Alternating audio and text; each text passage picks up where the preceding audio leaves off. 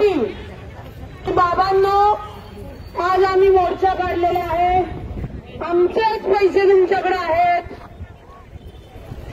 कृपा करून आमच्यावर सक्तीची वसुली करू नका, आमच्या माता भगिनींना धमक्या देऊ नका, नाहीतर महाराष्ट्र नवनिर्माण सेनेच्या सर्व रणरागिनी सक्तीचा चोप दिल्याशिवाय आता तुम्हाला राहणार नाहीये.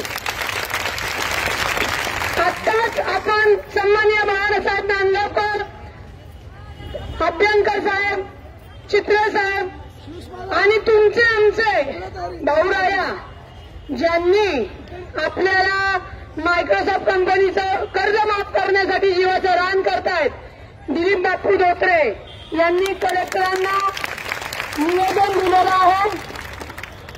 कोरोनाची महामारी आल्यानंतर, ही महामारी मी म्हणतो कुणी आणलेली नाही हे आम्हाला कळतंय, परंतु या महामारीमध्ये आपल्या जनतेला जगण्याचा आधार देणारं हे सरकार असलं पाहिजे.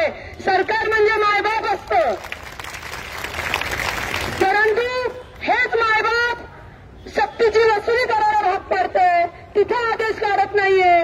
वीज बिलाचे घरात 8-8 महिने राहिल्यानंतर 5-5 पटीने तुम्ही बिलं देतायत. तिथं आम्हाला शब्द दिलाय सन्माननीय राजसाहेब यांना तुम्ही की आम्ही वीज बिल 50% माफ करू, आणि थोड्या दिवसांनी जर तुम्ही शब्द फिरवत असाल तर महाराष्ट्र नवनिर्माण सेनेचे सन्माननीय राजसाहेब ठाकरेंचे आपण सैनिक शब्द फिरवायला त्याच्याही पुढच्या टप्प्यातले आहोत.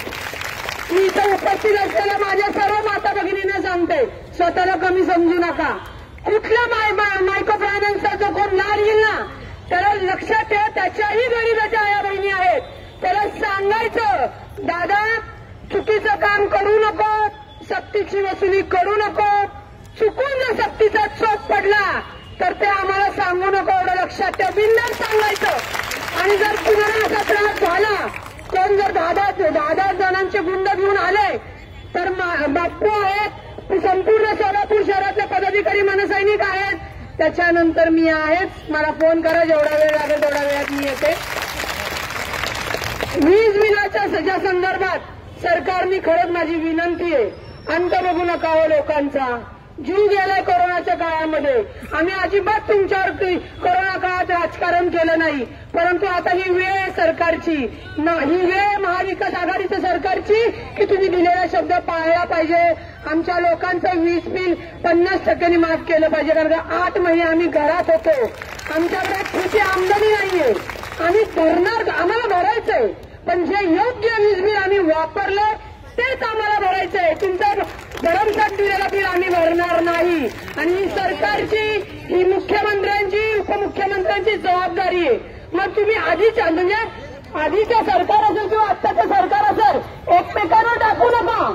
तुम्ही दोघंही केंद्रातलं सरकार, राज्य सरकार, तुम्ही मायबाप आहात, तुमची जबाबदारी आहे. आणि ही लोक आम्ही तुमच्या माध्यमातून, आम्ही प्रतिनिधी म्हणून तुमचा आवाज तिथं पोहोचवतोय.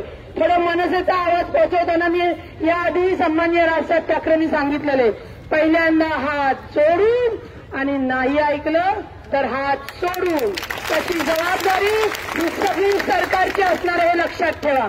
आणि जे वीज तोडायला येणारे आमचे वायरमन दादा आहेत, बंधू आहेत, तुम्ही विचार करा, जरी तुम्ही सरकारी नोकरीत असाल तर कायद्याच्या विरोधात तुम्हाला काही करता येत नाही. मला कळलं, वीज बिल भरलं नाही म्हणून तुमचा सिलेंडर नेतो, फ्रीज नेतो, त्यांनी चुकीचं काम करू नये. आमच्या महिलेचा गॅस उचलला किंवा आमच्या भगिनीच्या घरातला फ्रीज उचलला, तुझं अख्खं घरातलं सामान घेऊन आम्ही त्या महिलेच्या घरात नेऊन दिलं, लक्षात ठेवा. आता बस, आता आम्ही सहन करू शकत नाही, सहनशक्तीच्या बाहेर आहे. तुम्हाला आमच्यावर कारवाई करायची असेल तर आम्ही सर्व मनसैनिक तयार आहोत. आमच्या माता बहिणींचं, मायको बहिणींचं कर्ज माफ होणार असेल तर आम्ही जेलला सुद्धा जायला तयार आहोत. आमच्या जनतेचं जर लाईट बिल कमी करून तुम्ही माफ करणार असाल तरी आम्ही जेलला जायला तयार आहोत. पण कृपा करून आमच्या या मागण्या त्वरित तुम्ही मार्गी लावल्या पाहिजे. कलेक्टर साहेबांना सन्माननीय बाळासाहेब साहेबांनी पण सांगितलेलं आहे, तुम्ही त्वरित आदेश काढा. तुम्ही जर आदेश काढला नाही तर येणाऱ्या परिस्थितीचं जबाबदारी ही संपूर्ण केंद्रातल्या आणि राज्य सरकारची असेल. त्याच्यानंतर मग मनसेला म्हणू नका की तुम्ही असं का केलं. आमची बांधिलकी, आमच्या मनसेची बांधिलकी, सन्माननीय राजसाहेबांची बांधिलकी ही फक्त जनतेच्या वास्तवाच्या प्रश्नासाठी आहे, कुणाच्या सुपारी हत्तेखोरासाठी नाही, हे सगळ्यांनी लक्षात ठेवा. एवढंच सांगेन आणि थांबते. जय हिंद, जय महाराष्ट्र.